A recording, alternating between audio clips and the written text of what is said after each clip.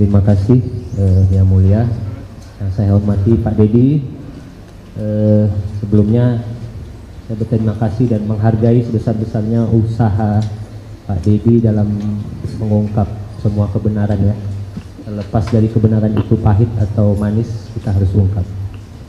Tetapi saya juga ingin mungkin menegaskan beberapa hal terkait dari hasil wawancara Pak Dedi selama ini yang Pak Dedi lakukan. Apakah ada Pak Dedi melakukan upaya untuk tadi seperti Pak Dedi sampaikan ada keterangan bahwa RT Pasren ya menerangkan bagaimana itu pernah ada upaya? Saya beberapa kali berkunjung ke rumah Pak RT Pasren, beberapa kali, tapi selalu tutup rumahnya dan sulit dihubungi. Beda dengan saksi yang lain mudah banget. Berarti bahkan ketemu ketua RW saya pernah meminta bertemu Pak RT Pasren tapi tidak bisa ketemu. Berarti gagal ya intinya seperti itu. Nah kemudian Pak Dedi tadi menerangkan bahwa saksi Teguh di dalam YouTube-nya menerangkan bahwa tidak pernah melihat Saka Tatal, ya seperti itu. Dan itu saksi Teguh kemudian mencabut ya, benar ya seperti itu. Nah saya juga ingin menegaskan bahwa memang sebenarnya dari awal berkas perkara dan keterangan saksi Teguh menerangkan tidak pernah melihat Saka Tatal ada di lokasi seperti itu. Nah sehingga saksi Teguh ini memang tidak dijadikan saksi dalam perkara Saka Tatal. Itu fakta yang ada dalam berkas perkara dan putusan pengadilan gitu ya. Baik, saya jelaskan. Di channel YouTube saya, Saudara Teguh tidak menjelaskan masalah Saka Tatal. Di channel YouTube saya, Saudara Teguh menjelaskan, dia sambil menangis bisa dilihat di situ, bahwa dulu di 2016 di BAP-nya dia pertama berkumpul di rumah Bu Nining, kemudian setelah itu Saudara Teguh membeli nasi kuning. Kemudian di BAP 2016 setelah membeli nasi kuning, Saudara Teguh langsung pulang ke rumah Pram bareng berdua dan nginep di rumah Pram. Tetapi di channel YouTube saya dia mengatakan bahwa itu bohong. Yang benar itu adalah setelah beli nasi kuning, Saudara Teguh kembali lagi ke rumahnya Bu Nining, kemudian ke rumahnya Hadi dan ikut nginep di rumahnya anaknya Pak RT Pasren. Untuk itu keterangan di channel YouTube saya. Oke.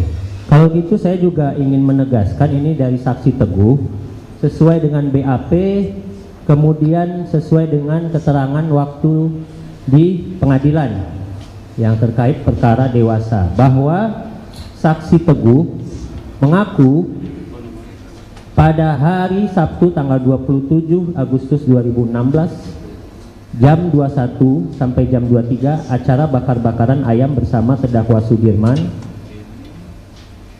terdakwa Eka Sandi, terdakwa Eko, terdakwa Hadi, terdakwa Supriyanto. Nah, hal itu diterangkan oleh saksi Teguh karena ada satu orang laki-laki meminta saksi Teguh untuk menerangkan hal yang tidak sesuai faktanya, yang mana saksi Teguh menerangkan seseorang itu adalah pengacara bernama Yogi, yaitu pengacara dari terdakwa. Apakah itu benar? Tidak itu. Ini dicatat di dalam ini, berarti ini yang mau dicabut? Itu iya belum dicabut satu waktu. Berarti yang mau dicabut yang ini? Iya. Berarti tidak benar keterangan ini? Iya. Seperti itu ya? Iya. Oke. Kemudian, ya tentu saja kita harus nanti juga terkait itu keterangannya di mana? Ya Pak, ya Bu? BAP yang mana? Di putusan Bu, di putusan yang serta mana? di BAP Kan atas nama Teguh. Putusan. Putusan Ada 3 nomor putusan. 4, putusan nomor 4 2017 atas nama saksi Teguh Wijaya. Di sana saksi Teguh menerangkan seperti itu. Oke. Nah, kemudian ini mungkin kita langsung ke pokok permasalahan saja ya Pak Teddy dan Pak Teguh, karena saya pikir ini sudah terlalu melebar kemana-mana. Karena menurut kami pada awalnya memang tim dari pemohon menyatakan bahwa ini adalah kecelakaan lalu lintas tunggal, tetapi mungkin dari sebagian besar apa yang Pak Dedi sampaikan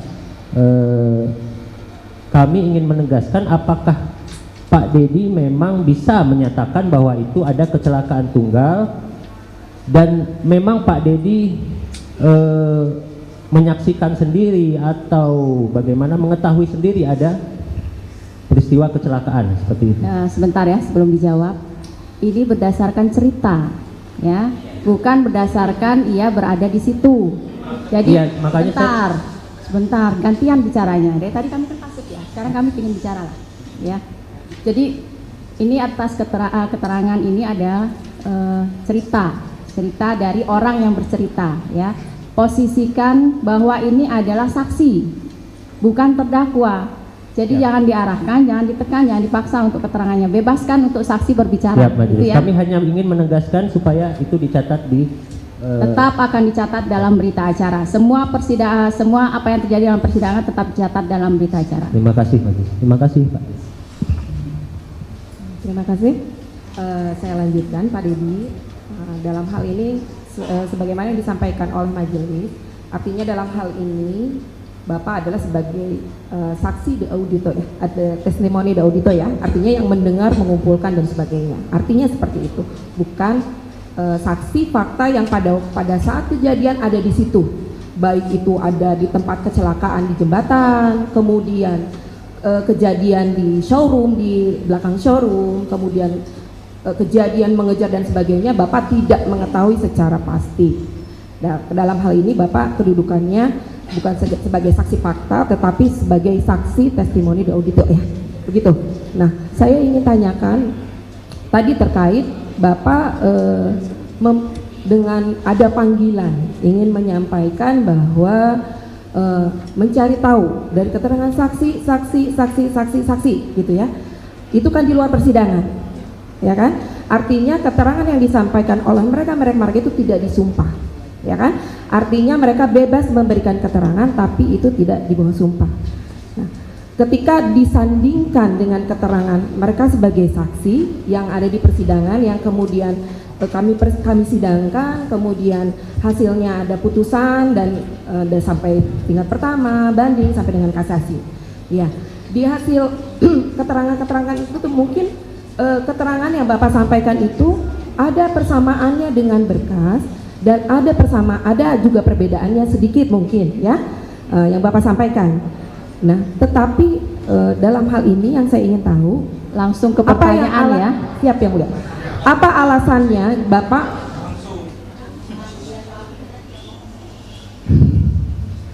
apa yang menjadi alasan Bapak untuk melakukan istilahnya sendirilah, maksudnya apa ya, melakukan pemeriksaan atau pembuktian sendiri? Tidak, artinya kan perkara ini muncul itu setelah adanya SPDP masuk ke kejaksaan, kemudian penangkapan Peggy dan sebagainya. Apa yang menjadi alasan Bapak sendiri, bukan menggandeng pihak-pihak yang berwajib, sehingga apa yang dilakukan oleh Bapak itu berdasar? Mungkin itu ya. Sebentar ya, belum dijawab. Tadi sudah dijawab ya. Jadi tolong disimak pertanyaannya. Jadi tidak ada pengulangan lagi ya. Karena ini persidangan masih ada yang lain. Kalau kita cuma berputar di sini terus nggak akan selesai, gitu ya. Jadi tolong disimak. Begitu juga dengan kuasa pemohon, sama dua-duanya, kuasa pemohon maupun termohon. Tolong disimak pertanyaannya. Jadi jangan ada pengulangan-pengulangan lagi, gitu ya. Baik, terima kasih yang mulia. Saya hanya ingin lebih mendetail aja Bu, artinya tadi kan sudah memang mengatakan bahwa itu panggilan jiwa. Artinya maksud saya, kalaupun seperti ini kan, iya. Jadi maksud saya tadi, Bapak itu melakukan itu sendiri, kenapa tidak menggandeng pihak kepolisian? Yang pertama bahwa saya tidak punya kewajiban untuk bekerja sama dengan siapapun. Karena tugas saya aja menyajikan informasi. Informasi ini bisa digunakan oleh kuasa hukum, bisa digunakan oleh jaksa, bisa digunakan oleh penyidik. Dan seluruhnya kan terbukti hari ini bahwa seluruh data informasi yang saya sampaikan bisa menjadi landasan bagi PK-nya Sakatata, dan nanti bisa menjadi landasan bagi PK-nya 7 terpidana. Dan kemudian para pihak yang berkeberatan terhadap berbagai kesaksian yang diduga palsu 2016 semuanya berproses, dilaporkan ke Mabes Polri. Apa yang saya lakukan sesungguhnya adalah bagian dari upaya saya untuk membantu alat penegak hukum agar mendapat informasi yang sempurna terhadap peristiwa ini.